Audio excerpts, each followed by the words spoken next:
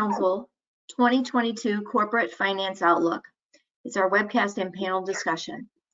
My name is Lindy Antonelli, Controllers Council Board Chair and partner with Armanino. Let's take a look at our agenda for today's webcast.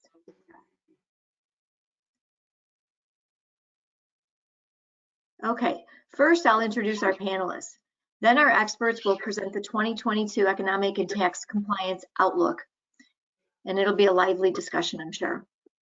We will have some panelist questions, and then if time allows, we'll take audience questions in our Q&A session. Next, we'll get into our panel discussion, but before we get started, a couple of housekeeping items. Tomorrow, all attendees will receive an email with a link to this broadcast video archive. Again, use the GoToWebinar control panel to ask questions. Please feel free to type them in at any time. And a surprise, webcast attendees will receive a special discount code for Controllers Council membership. The code will be announced at the end of our webcast.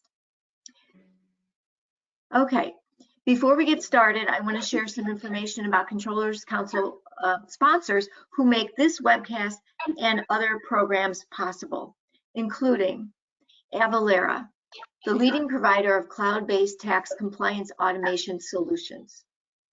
Blackline, financial close and automation software. Sage Intacct, accounting and finance software. Euler Hermes, the global leader in trade credit insurance. And Focus Software, budgeting, forecasting, and business intelligence. With that, I'm very pleased to introduce our panelists. First, we've got Dan North, Chief Economist at Euler Hermes North America Division Alliance, and Jerry Clancy, National Tax Practice Lead and a colleague of mine, a fellow partner at Armanino. I'm pleased to have you here today, both of you, and I will turn it over to Dan North first to present his insights on the economic outlook. Here you go, Dan. Lindy, thank you very much for that kind invitation, and thank you to Controllers Council for having me today. I'm going to speak for about 25 minutes on the U.S. economy, and then we'll go to Jerry. But I want you to know a little bit about us before I start. So on the next slide, you can see that we are indeed the world's largest provider of trade credit insurance. We're founded in 1893, a long time ago. We're AA rated by S&P. We have offices in 52 countries around the world. We have 6,000 employees and 52,000 clients worldwide. We insure $150 billion of sales in the US and over $1 trillion globally. And we pay 85,000 claims a year.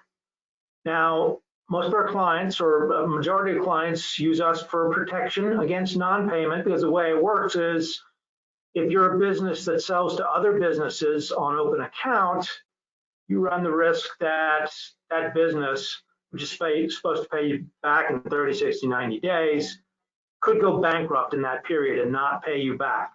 We protect you against that. We protect you against non-payment. A lot of our clients, however, also use us for safer sales growth.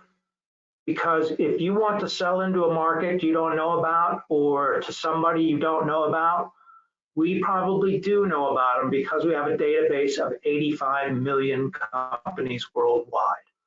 So you can see we're insuring against the possibility of companies going bankrupt. So we have to have a kind of a big view on things, on the macro economy.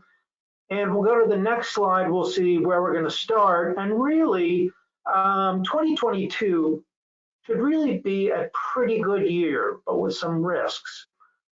So what's going to make 2022 a good year? Well, first of all, we have the stimulus benefit that provided a lot of money, that provided a lot of spending. That's 70% of the economy is personal consumption expenditures. That's that chart on the left. You can see that it's up 26% since the CARES Act. It's up very sharply, drives 70% of the economy. And it was done, that was allowed to be done because fiscal policies put a lot of money into people's pockets. That chart in the middle shows the excess savings. Everything above that dotted line is extra savings. And it's about $2.5 trillion or 18% more than consumers normally would spend. And they still have a fair amount of that to go, so they have the ability to continue spending and the willingness, which is the last chart on the right. That's consumer confidence. So this is a good outlook for the consumer. Consumer has helped us and will be helping us going forward.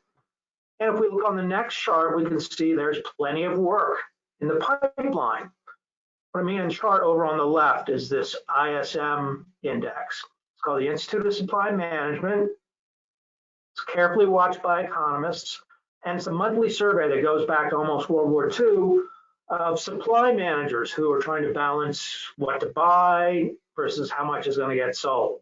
So they're very much on the front lines of business. Now, I have a few of these ISM charts.